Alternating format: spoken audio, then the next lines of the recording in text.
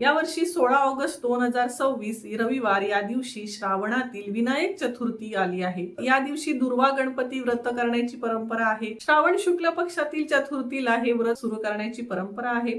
काही कुटुंबामध्ये हे व्रत 2, 3 किंवा 5 वर्ष केलं जातं. काही परंपरांमध्ये श्रावण शुक्ल चतुर्थीपासून पुढील 6 महिने प्रत्येक शुक्ल चतुर्थीला पूजा करून माघ शुक्ल चतुर्थीला उद्यापन सुद्धा केलं जातं. आता आपण जाणून घेऊया की दुर्वा गणपतीची पूजा कशी करायची.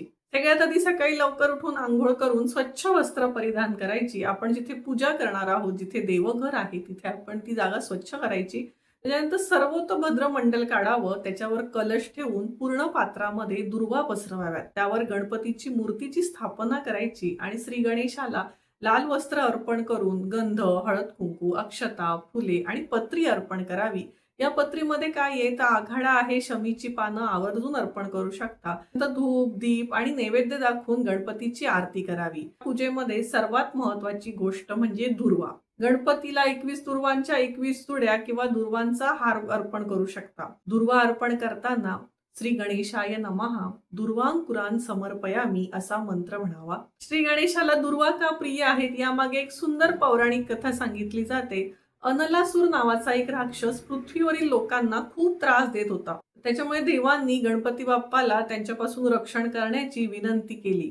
श्री गणेशाने अनलासुराशी युद्ध करून त्याचा पराभव केला आणि त्याला गिळून टाकलं. मात्र त्या राक्षसामुळे श्री गणेशाच्या पोटात आणि शरीरात प्रचंड उष्णता निर्माण झाली. बाप्पाच्या शरीराचा दाह शांत होत नव्हता.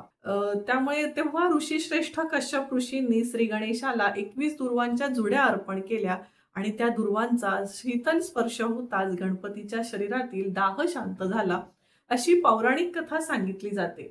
तेव्हापासून श्री गणेशाच्या पूजेमध्ये दुर्वांना विशेष स्थान मिळालं अशी श्रद्धा आहे. दुर्वा ही केवळ पूजेसाठी वापरली जाणारी वनस्पती नाही, तर ती औषधी वनस्पती म्हणून सुद्धा ओळखली जाते. आपल्या संस्कृतीमध्ये तिला अत्यंत पवित्र मानलं गेलं आहे.